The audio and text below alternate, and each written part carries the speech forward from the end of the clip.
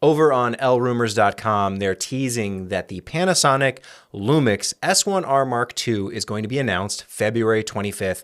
This is coming very soon, and I have a lot of thoughts on the S1R Mark II, as well as some of the other S1 variants that you might be interested, like the S1H Mark II and just the S1 Mark II. But before we get started, like this video, hit the subscribe button, and consider joining the channel. Channel members get exclusive access to Filmmaker Alchemy, behind-the-scenes lessons and insights on the business of video production. Learn how to turn your content into gold.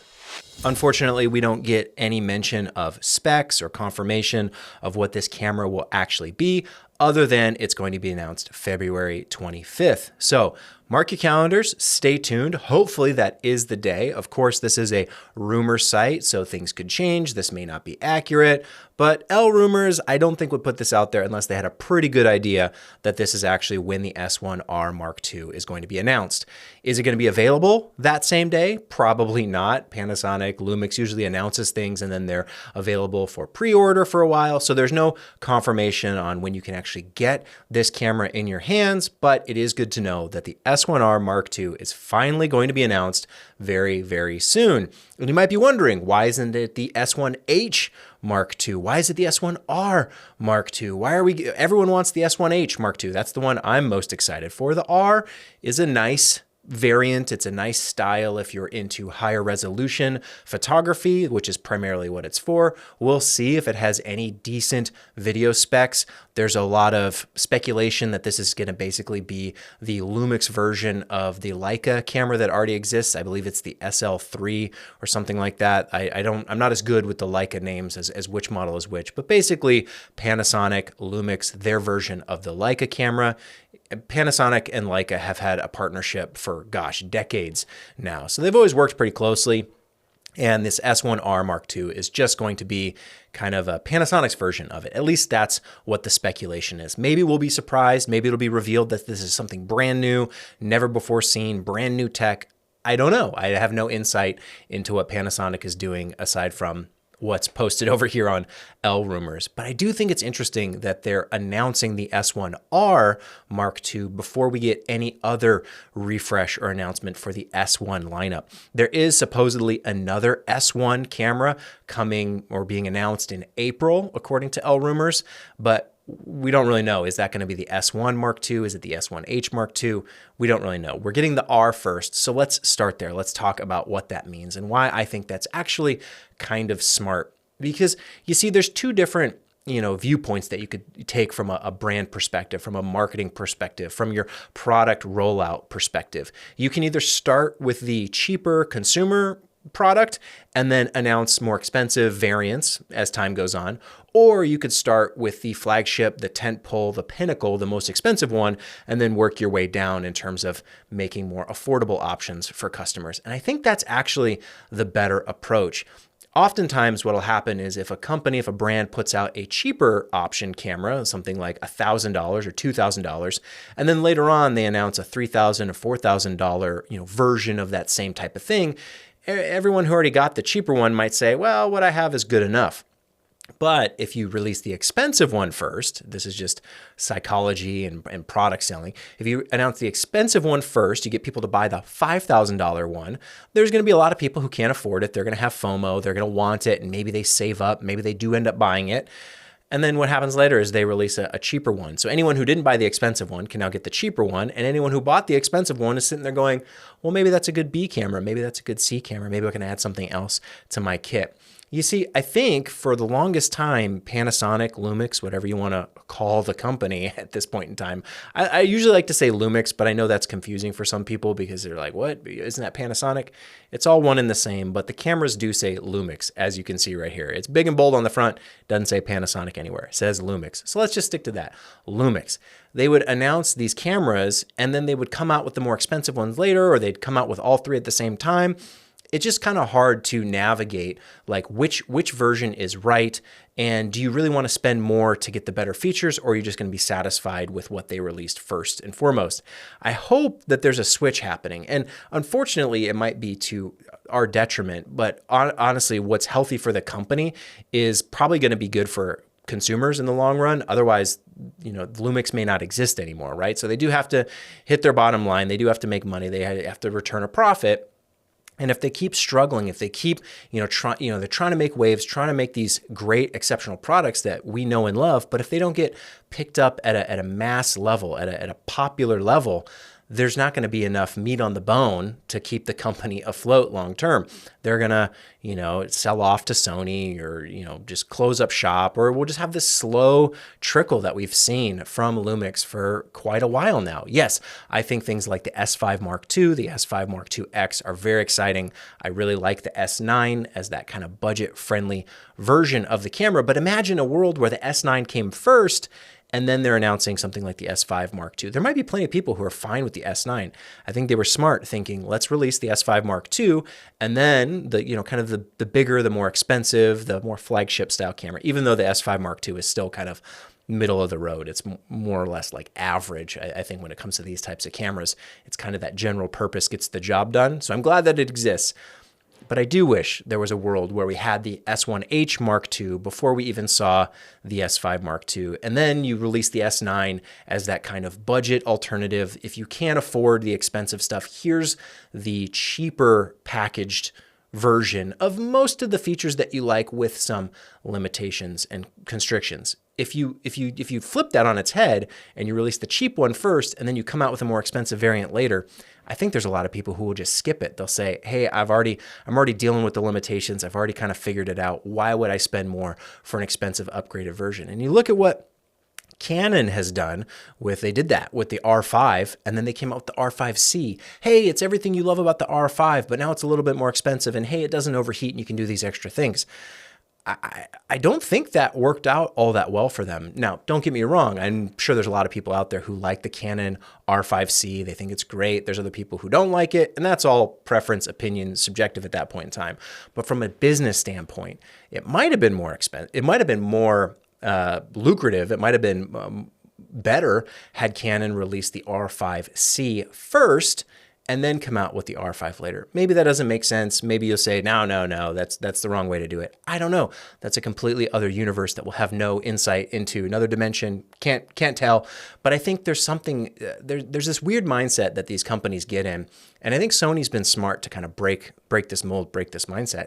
It's that Canon, Panasonic, Nikon, whoever, they'll come out with a camera like let's say the R5, for example. And then it's, hey, this R5, this is our product.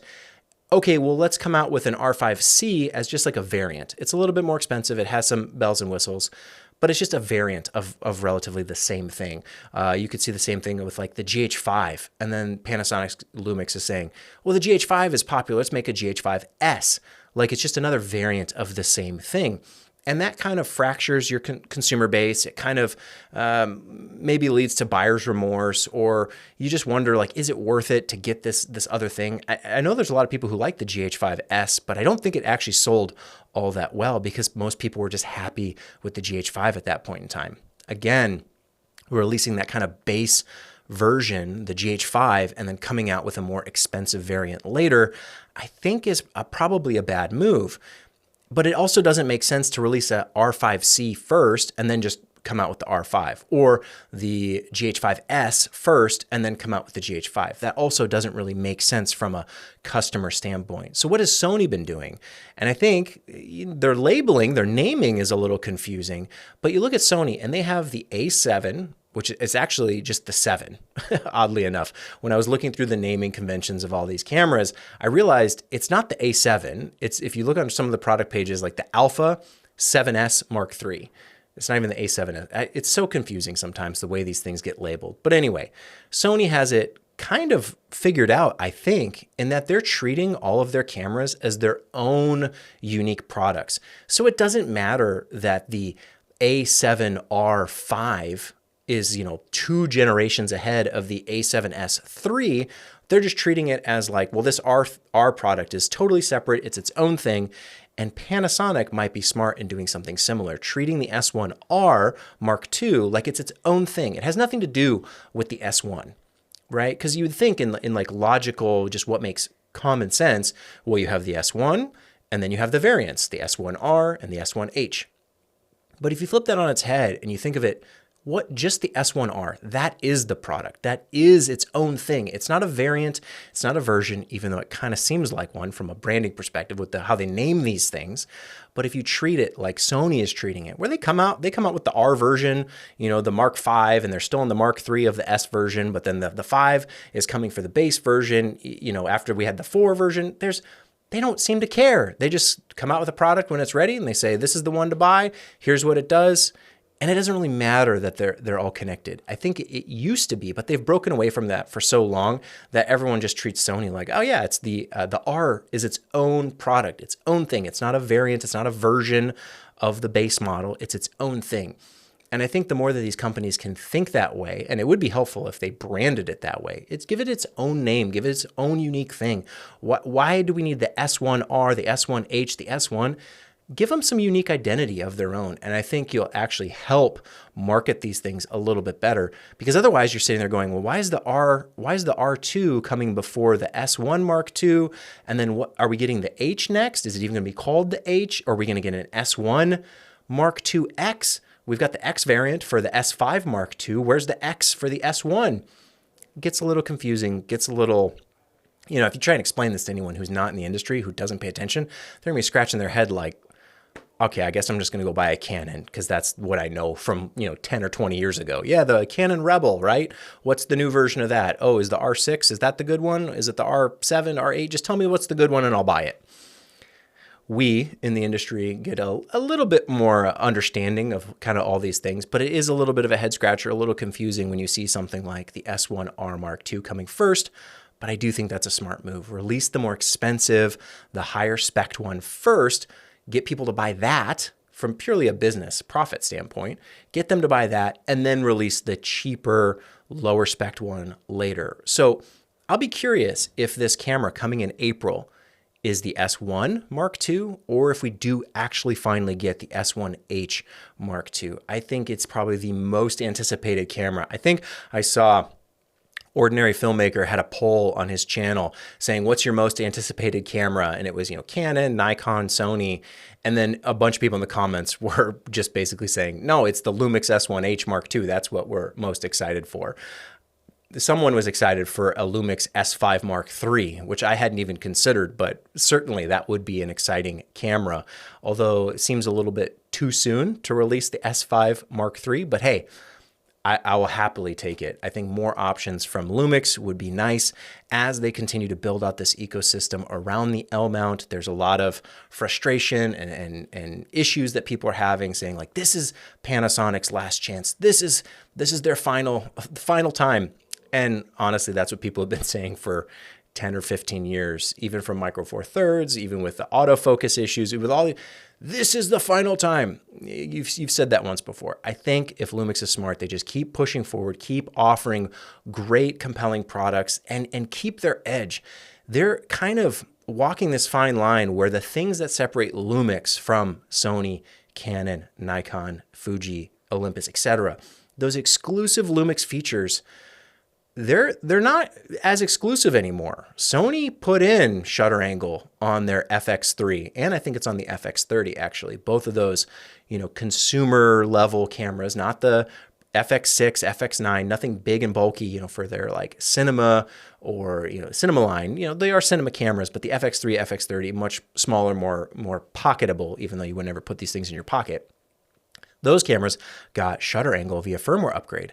So if Sony can do it on the FX3 and the FX30, they could certainly do it on any of their photography cameras as well. I don't know if there's any deals behind the scenes of why these companies can do certain things and can't do others. Like, why didn't Panasonic put in good phase detect autofocus for the longest time? People say it's image quality and you're sacrificing pixels with the phase detect pixel. It's a minuscule amount of pixels, from my understanding, that are actually going towards that phase detect feature compared to the millions of pixels on these sensors. So you wonder, like, okay, is there some arrangement that they have behind the scenes why they can't do phase detect? Why isn't Sony embracing open gate and shutter angle? Because it's like the biggest things that people always say about Lumix and why it's better than Sony. There are some other Lumix features that I do personally prefer, but on from a marketing standpoint, from a feature list, on the product page, open gate and shutter angle are big enough ones that do seem to matter. And clearly Sony is listening because they're updating their cameras like the FX3 and the FX30. I think Lumix would be wise to pay attention and realize that their edge, their competitive advantage is very, very thin. We've got all these great cameras, full frame, autofocus. They're all doing it reasonably well. Canon, Nikon, Sony, Panasonic. So at a certain point, you're just picking based on the lens mount. Do you want to buy Canon lenses? Do you want to buy Nikon lenses? Do you want to buy Sony E-mount lenses? Or do you want to buy L-mount lenses? And that's the sticking point for a lot of people. They're wondering, where are the lenses? I need some telephotos. I need some pancake lenses. I need more zoom options. I need more expensive options, what Sigma's doing with their art series. But I also need cheaper, more budget-friendly options. But also, these lenses aren't going to be made if there aren't cameras to use them on. So more cameras equals more opportunity for more customers to get into the L mount, which means there's going to be demand for more lenses, which means that, hopefully those end up getting made. It's kind of economics 101, supply and demand, but you kind of need all of it. And it is a little bit chicken or egg. Why would I buy the camera if there isn't a good lens selection, but there's not going to be a good lens selection if there's enough cameras being sold? More options out there in the L mount will only help other L-mount users and people who are excited for L-mount lenses. So we do need these bodies out there. It's been a long time where we're just living off the fumes of the S5 Mark II and the S9, but even that is such a budget consumer level camera. I would happily use it for photography, and I do, but it's not one of those that I could recommend to like a working professional.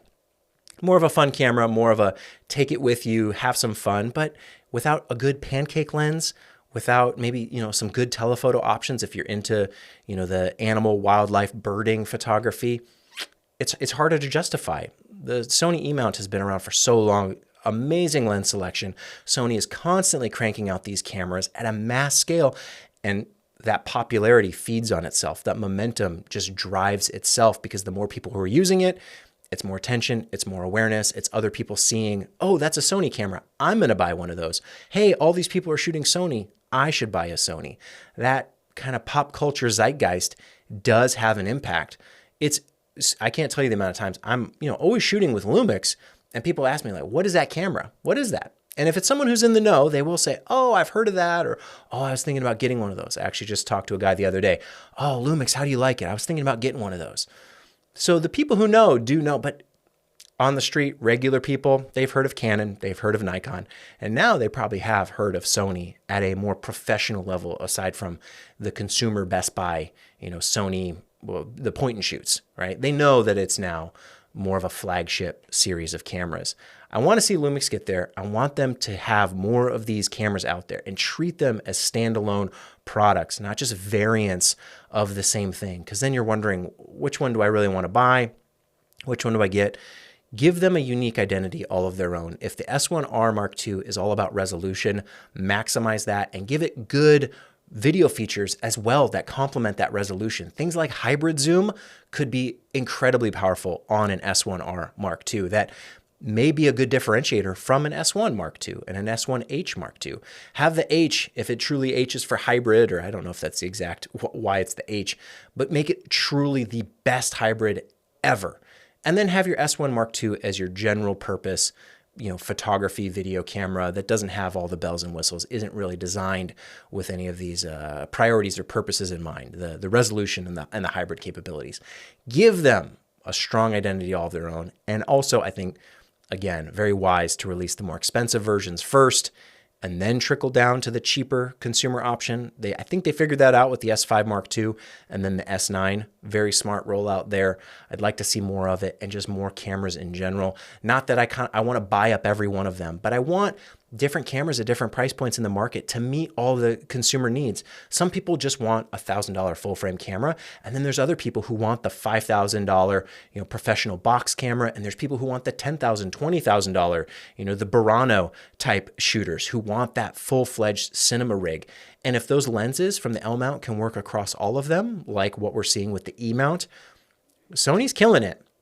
They're doing a great job. They have something for everybody, but the lenses work across all those different cameras, and you can really mix and match and find exactly what's going to make the most sense for you. And that is what builds that brand loyalty and that stickiness of why I've invested in these lenses.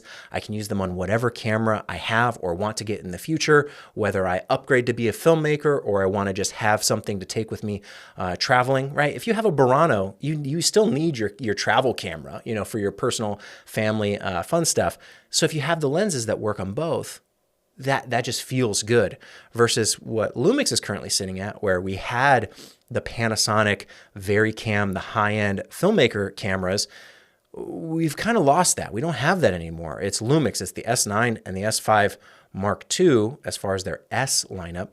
We need some more S cameras, and we even need to creep up, I think, into that cinema territory to really build that all out. It doesn't have to be cinema cameras that are meant for making movies necessarily. We've got RE, we still have Red kind of in the background. Sony is certainly operating at that level. We don't need to be in Hollywood necessarily. If it's there, great, cool.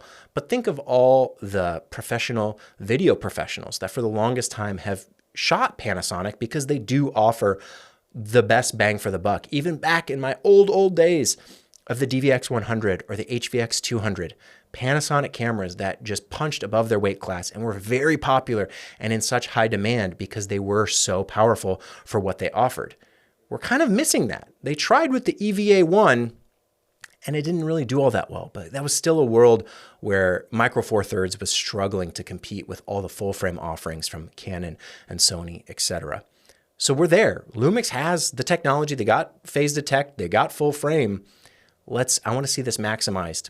Because if it's not, ultimately it all probably ends up fading away and we're left with a fun story, a little bit of nostalgia, but all that missed potential that could have been.